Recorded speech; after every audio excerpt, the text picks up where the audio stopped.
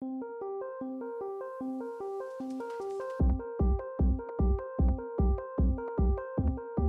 again, this is Jeaneth and welcome to another episode of Nutrition Knowledge Power. So for today's episode, hindi na ako magpapaligoy-ligoy pa. I will be sharing my thoughts on the ketogenic diet. I was actually asked about this by Ali Peak early October last year, and that time there weren't any controversial interviews and arguments yet about this fad diet. Pero sinabi ko sa sarili ko na hindi muna ako magbibigay ng public opinion about the topic not until I have applied to myself what I know and produced results for my current clients. So I decided to wait and also do my homework, and today I think I can confidently share my piece about this topic. Also, I want to be able to show a different angle in this hot issue coming from a viewpoint and experiences not only as a registered nutritionist dietitian, but as a nutrition coach. Beyond giving diet prescriptions and meal plans, my job really as a nutrition coach is to lead our clients to a mindset and lifestyle of sustainable, healthy eating. Whether they are athletes, businessmen, executives, and even medical doctors, my utmost responsibility will always be the long-term benefits of their investment with me. So my discussion about the ketogenic diet will be on its effects on weight management, physique improvements, and exercise performance, since ito naman talaga ang pinagkakaguluhan natin ngayon. As we all know, the ketogenic diet is a nutrition regimen that provides very high amount of fat and very little carbohydrates in the diet to force the body to produce ketone bodies or ketosis that in turn attempts to replace carbohydrates or glucose as the body's main source of energy. As we've been told, ketogenic diet is originally intended as a medical nutrition therapy for epilepsy. But nowadays, people are not really using the ketogenic diet to promote brain health. People are now doing the keto diet because they want to lose weight, they want to get ripped, or to achieve improved athletic performance. And this is what's really stirring the controversy.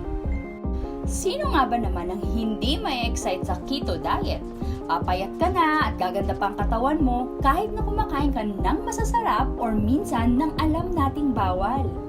Tulad ng mga napapanood natin sa mga trending social media feeds na pwedeng-pwede palang kumain ng chicharon na pangpapayat. Pero ano nga ba talaga ang totoong itsura ng isang ketogenic meal kumpara sa isang standard Filipino meal at sa kung ano ang pinapagawa ko sa mga kliyente namin bilang isang nutrition coach? A ketogenic diet would usually provide 5% carbs, 20% protein, and 75% fat of the total daily calorie allowance of a person. A typical Filipino diet prescription provides 55 to 70% carbohydrates, 10 to 15% protein, and 20 to 30% fat. In my practice as a nutrition coach, I usually give 45 to 50% carbohydrates, 25 to 30% protein, and 20 to 25% fat. Proportions will vary depending on number 1, goals, second, activity level, and third, if the client is engaged in sports. The macronutrient distributions will vary on type of sport and training periodization. Active individuals would generally get higher carb allowance, while sedentary and overweight individuals would generally get lower range of carbohydrate allowance. In a ketogenic diet, you get to eat enormous amounts of fat, ideally healthy fats, of course, such as avocado, coconut or coconut milk and oil, olive oil and other vegetable oils, nut and nut butters, egg yolks, butter, and cheese. You get to eat small portions of protein like meat, fish, and seafoods, poultry, and eggs. And you can eat tiny servings of very low-carb vegetables like leafy greens, veggies from the cabbage family, cucumber, zucchini, mushroom, and tomatoes. But here's what you cannot eat. Most dairy. So hindi ka na pwede mag-ice cream. Okay? Most fruits, grains. So what's gonna happen to your adobo and rice or pork sinigang and white rice, di ba? Beans, legumes, root crops, tubers like potatoes and sweet potatoes, and of course, bawal na bawal kang mag-dessert. Kaya mo ba yon?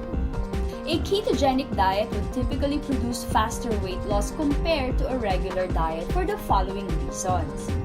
Number 1, by merely restricting carbohydrates, even if same daily calorie intake, stored glucose in the body will be mobilized. Within 2 to 3 days, your glycogen or glucose stores will be used up, and in the process, eliminating some body water because glycogen is stored together with water. So the initial weight loss is usually because of reduction in body water, which is usually regained once normal eating pattern is resumed. Second, with the depletion of carb stores, body fat stores together with fat from the diet are then used for energy as ketone bodies. Third, the consumption of low-carb diet generally results to a higher protein and higher fat intake. I mentioned low-carb because, to tell you frankly, many people who think they're doing a keto diet are actually just consuming a low-carb diet. High consumption of protein and fat can result to a lower overall calorie intake because of increased satiety and less feeling of hunger, which means you eat less. And when you eat less, you use your excess weight or body fat for energy. So basically, it's really the eating less part that makes you lose weight.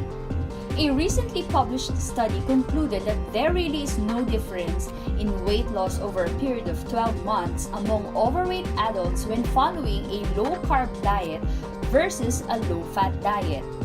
So what is my advice? Will the ketogenic diet really help you? Kung akong tatanungin nyo, I would say that it is really a legitimate dietary regimen for medical nutrition therapy. Yes, our bodies can use ketone bodies for energy in extreme situations such as starvation, but it doesn't mean that we should under normal conditions. It's like drinking alcohol. We know our bodies can detoxify it and metabolize it either for storage or for energy, but it doesn't mean that we should consume it for daily sustenance, right? Clearly, I do not advocate the ketogenic diet as a means to weight loss. I was already asked a couple of times to do it for different clients for the sole purpose of weight loss, but I declined. If your goal is to lose weight, I believe the recently published research has already given us the answer. But personally, knowing how we Filipinos eat, leaving out rice from our diet will challenge not just your food preference but also your relationships. Because eating rice for us is a culture, it's a tradition.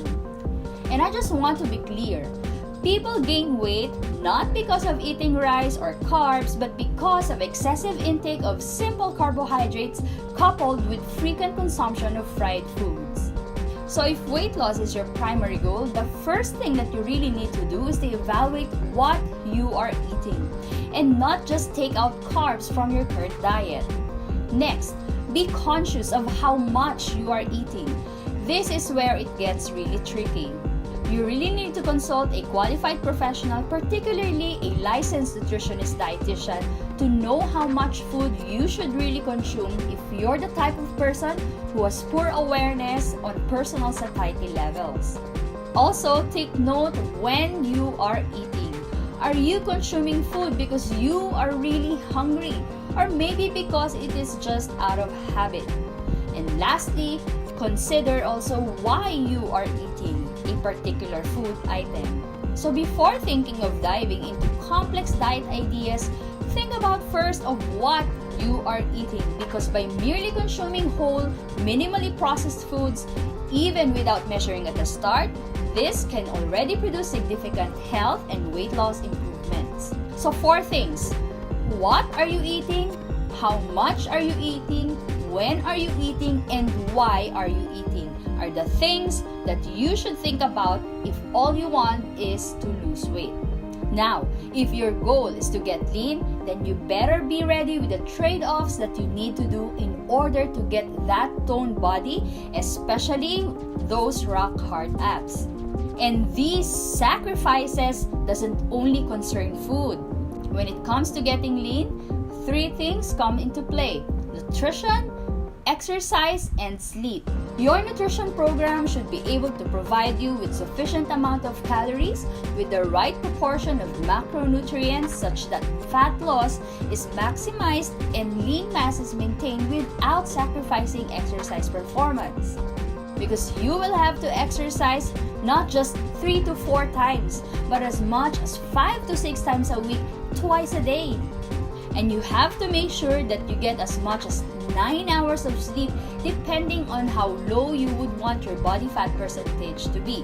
This kind of lifestyle requires a lot of planning and may sometimes make you dissociate yourself from social gatherings or even from your own family routines. Now, we should not confuse this with the special needs of bodybuilders and physique athletes. Strict nutrition regimens that are totally contradictory to the principles of good nutrition are done purposefully to achieve the desired body composition and appearance for the sport of bodybuilding. But you also need to know that it is when they look their best that they are at their weakest. Sakripisyo talaga, all for the love of the sport of bodybuilding. Exercise performance is 50% nutrition and 50% conditioning. Yes, your talent and skills as athletes can bring you to a certain level, but your nutrition can bring you to a higher level. You see, there is a complex dynamics between energy metabolism and fuel availability. Our body's dependence on carbohydrates for energy increases with intensity of exercise. Conversely, fat energy is relied on during low to moderate intensity exercises. But it doesn't mean that one energy system shuts off when the other is being utilized. It's just that the dependency on one energy system is greater relative to exercise intensity. And as athletes, you are constantly subjected and expected to perform at high intensity training. Consuming a high-fat diet will limit your exercise capacity during periods of high training load. Hence, nutrition periodization is a crucial approach to an athlete's nutrition regimen. Therefore, when it comes to enhancing sport performance, I strongly discourage you in following the ketogenic diet. I hope I was able to shed some light on this controversial diet. My objective really is to bring clarity on what its effects would be depending on your goals. So if you want to know more about us and the services that we provide, please check our website or follow us on social media. Thank you and see you on our next video. And remember, nutrition knowledge is power.